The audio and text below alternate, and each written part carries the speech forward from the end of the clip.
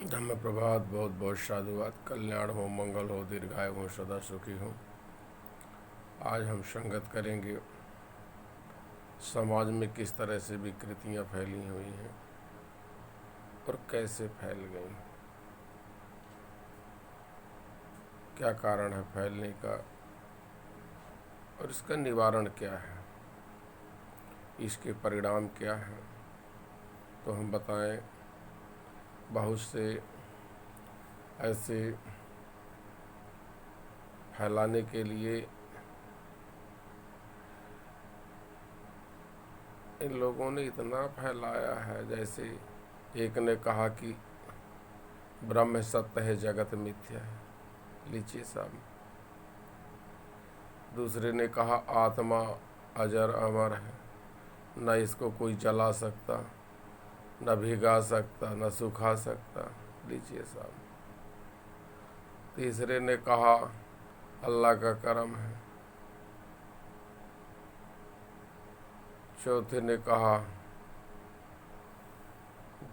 God जो करता हो राइट करता है, लीजिए साहब। अब हम यही सस्पेंस में हो जाते हैं। कार्य कारण, हर कार्य के पीछे कारण है, ये वैज्ञानिक सत्य है।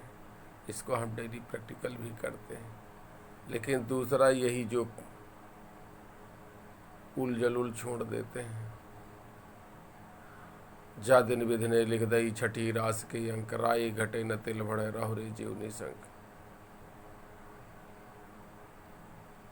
जो विधि का लेख है वही होगा, लीजिए श्रीमान। तो इस तरह से यह समाज इतना गुमराह हो गया है। कोई घटना होती है बोले लिखा बदा था, कोई बात हो जाती थी बोला लिखा बदा है। और अगर जब सारा लिखा बदा तो कोर्ट अदालतें क्यों हैं? तो लिखा था। काहे को कोई चोर है, काहे को कोई बटमार है, काहे कोई हिंसा वाला है। इस तरह से समाज को गुमराह करने के लिए बड़े बड़े पंडालों के माध्यम से, बड़े बड़े मंचों के माध्यम से, बड़े बड़े हुडिंग, कटआउट, न्यूज़पेपर, इलेक्ट्रॉनिक मीडिया, तमाम अंधविश्वास और पखंड का प्रचार, अन्याय और अत्याचार का प्रचार प्रसार, अतार्किक कुसंगत चीज़ों का प्रचार प्रसार, टीवी, फिल्मों, सीरियलों और धर्म के नाम से किया जा रहा है। लगातार किया जा रहा है। प्रशासन, शासन पर बैठे लोग की जा रहे हैं।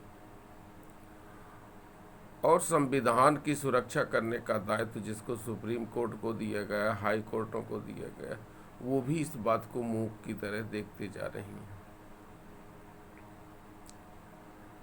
लंबे समय तक समाज का शोषण हो रहा है। सारी चीज़ें संज्ञान में आ जाती हैं, फिर भी उनमें कोई कार्रवाई नहीं होती है। समाचार पत्र और मीडिया के माध्यम से आता है, फिर भी कानून के रक्षक उस पर संज्ञान नहीं ले पा रहे। ये क्या, कौन सी बात है, कौन सा तरीका है? तो इसलिए तथागत बुद्ध ने कहा अत दीपो भव, आपको ही सब कुछ करना है। आपका कोई कुछ नहीं करेगा, आपकी कोई मदद नहीं करेगा, आपको ही मदद करना है।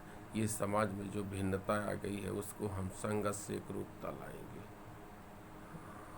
और संघर्ष से एकरूपता लाएंगे। विधाओं का ज्ञान, उद्यम का ज्ञान, उद्योग का ज्ञान, कलाओं का ज्ञान, शिक्षाओं का ज्ञान, ये करानी हमारी सबकी जिम्मेदारी बनती है। लिपियों का ज्ञान, भाषाओं का ज्ञान, ये कराना हमारी जिम्मेदारी बनती है। ला का ज्ञान, ये कराना हमारी जिम्मेदारी बनती है। बहुत ऐसे ला चलाए जा रहे हैं, लीजिए साहब।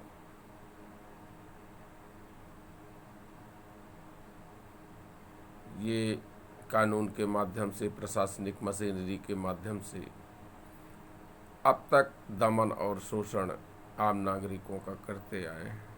ये भी बचाने की जिम्मेदारी हम आप सब लोगों की है। इसलिए हम लोग ज़्यादा से ज़्यादा संगत करें, ज़्यादा से ज़्यादा लोकतांत्रिक प्रक्रियाओं का प्रचार प्रसार करें, ज़्यादा से ज़्यादा समानता स्थापित करें, बंधुता स्थापित करें, भाईचारा स्थापित करें और लोकतंत्र के जो पायदान होते हैं कार्यपालिका, व्यवस्थापिका, न्यायपालिका एवं मीडिया भाईचारे के माध्यम से मिलजुल करके हम उस पर भागीदारी निभाएं। जब तक हम कार्यपालिका, व्यवस्थापिका, न्यायपालिका और मीडिया में चढ़ बढ़ कर हिस्सा नहीं लेते हैं, एक दूसरे की मदद करके वहाँ उनको भेजते नहीं हैं और ये जो लोकतंत्र का कलंक चल गया है, मुर्गा, शराब और वोटों को बेचना, वोटों को लूटना, इसको जब तक हम नहीं रोकते हैं तब तक हम स्वस्थ लोकतंत्र की स्थापना नहीं कर पाते हैं। और जब तक हम लोकतंत्र के सभी पायदानों पर भागीदारी नहीं निभा पा रहे हैं, निश्चित रूप से भारत में श्रवण और गैर श्रवण संस्कृति का बहुत बड़ा आज भी देखने को मिल रहा है। 1947 के बाद से ब्राह्मणवाद इस देश के चरम पर चला गया है। अंधविश्वास, पाखंड फैलाने का उसका चरम हो गया है। सारे पदों पर कब्जा कर लिया है। ऐसा लगता है भारत में लोकतंत्र नहीं बल्कि ब्राह्मण तंत्र है। और उसका कारण आम नागरिकगण हैं।